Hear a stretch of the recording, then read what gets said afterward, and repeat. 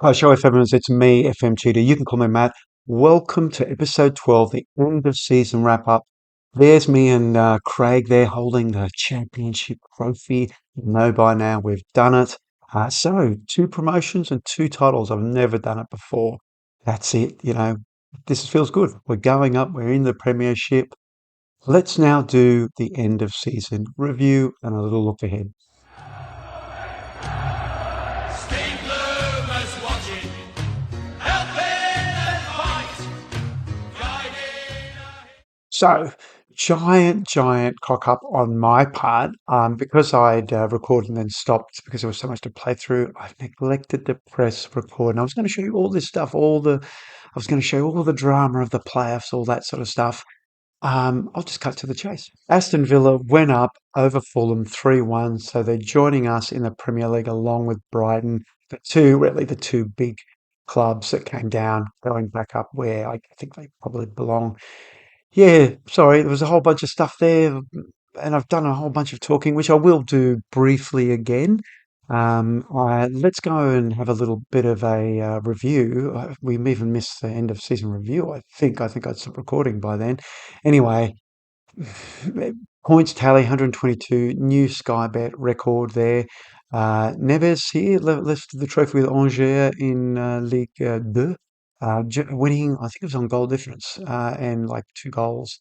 Um, but he didn't have a great season away there, but still he got to be part of a promotion winning team.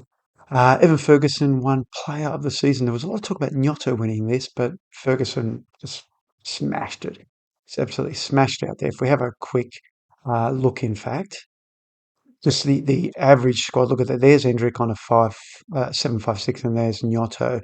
But look at Ferguson on a 7.94 average. Very good. And he also won top goal scorer. Now he couldn't set a championship goal record because it's some insane record from very early on. But that point haul was like was it a record from 34, 35? I can't remember. Anyway, so yes, top goal scorer and player of the year, Ferguson just snatching it up. And I won my first manager of the year. Carlos Corberán won it with West Brom last season for some reason. But anyway, I won it. But no, it's a on the buses reference there from 500 years ago.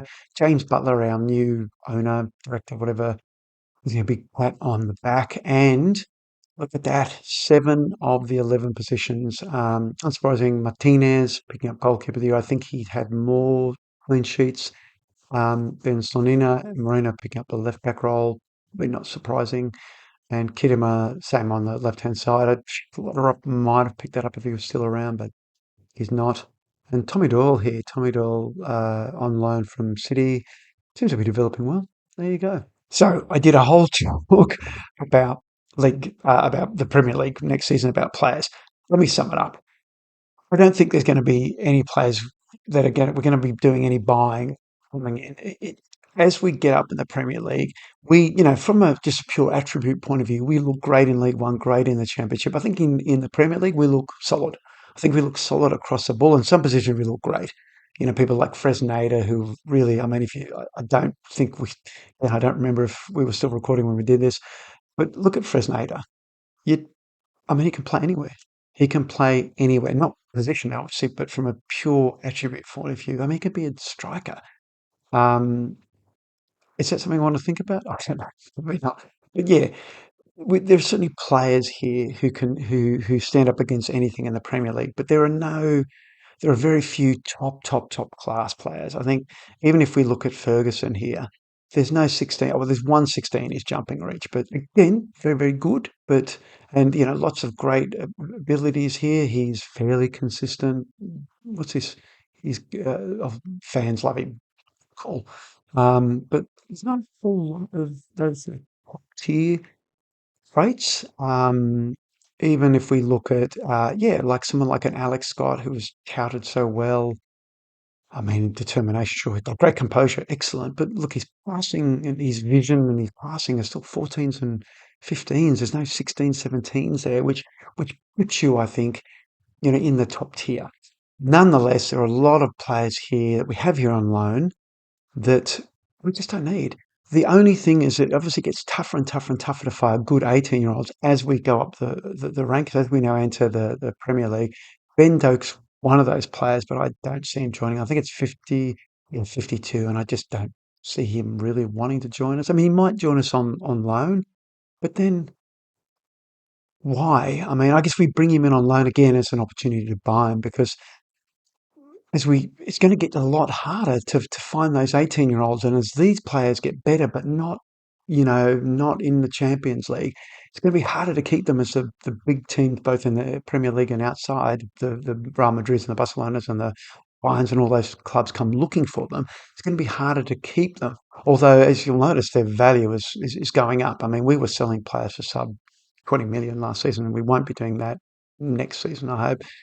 Um, Fresneda is still fussing about going. We convinced him to stay again, and I'm hoping I can get him to sign a long-term contract. But we've got players here. Actually, we've got players here who signed contracts who had offers for top tier. 32 million if someone from a top tier league comes to us, but we don't have to worry about that because we'll be in that top tier league. So those offers won't matter, but there'll still be offers. That's for sure. And let's not forget the under 21s, the players coming back. I mean, Yari has come back, and he's a very good player who can play kind of everywhere. And who else is coming back? I mean, we talk about Neves coming back again, another player who can play a lot of positions across midfield. Aragula, same. Oh, speaking of 16s, there you go. He's got some vision there.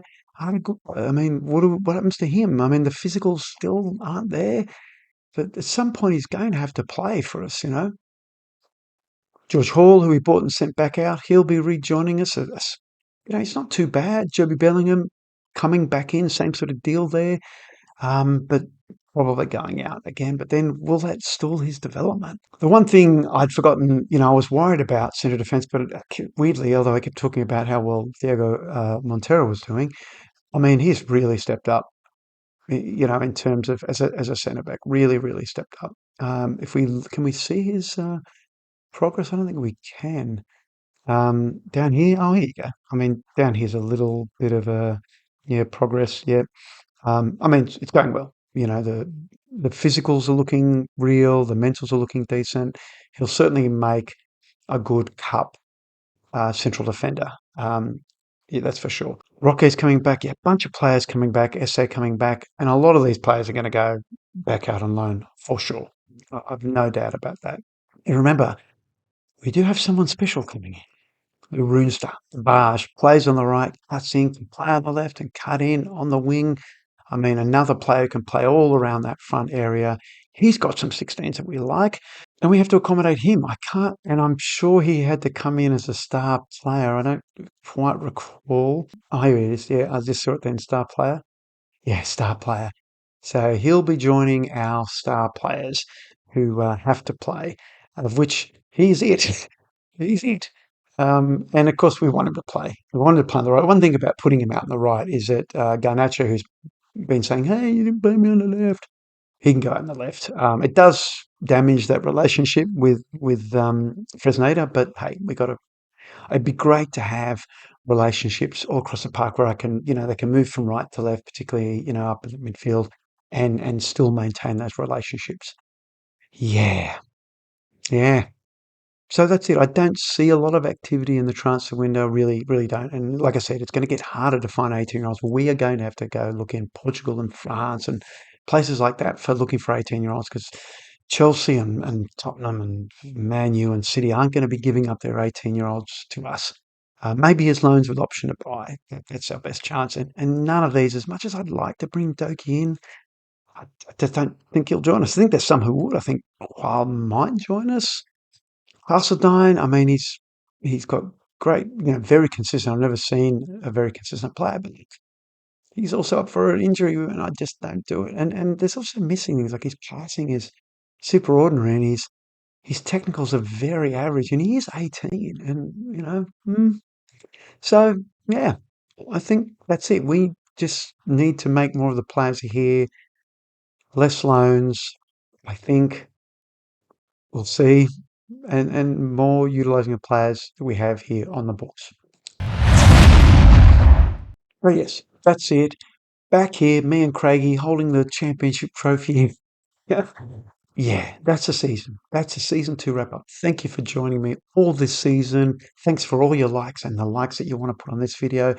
Again, if you have not subscribed, it helps so much. We've kind of stalled a little bit for subscribers in the last, few weeks. So, drop that subscription down. That's greatly appreciated. Big season next season. Don't want to miss out on that. And that's it.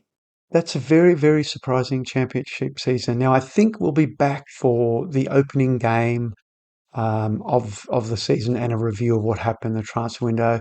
If the transfer window starts to get really intense with lots of bids coming in and we're looking out for players to replace those players, then yeah, we'll come back.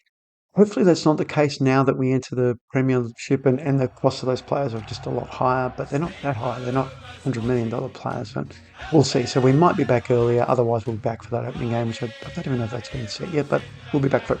That's it. Thank you again. Thank you so much. Until I see you in the Premier League. Basta.